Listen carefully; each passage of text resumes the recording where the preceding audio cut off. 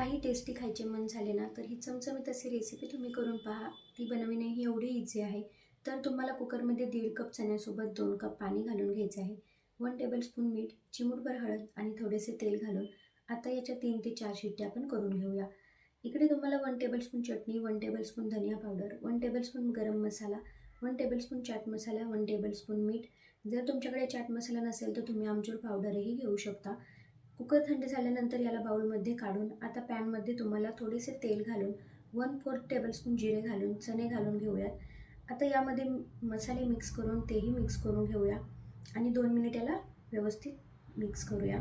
बाउलमध्ये काढून त्यामध्ये कांदा, टोमॅटो, हिरवी मिरची आणि कोथिंबीर ॲड करून अर्धे लिंबू पिळून घेऊयात. याला व्यवस्थित मिक्स करून घेऊया. तुम्हाला रेसिपी कशी वाटली कमेंट करून नक्की सांगा. आवडले असल्यास लाईक, शेअर, सबस्क्राईब करायला विसरू नका. भेटूया अशाच नेक्स्ट व्हिडिओमध्ये. तोपर्यंत बाय.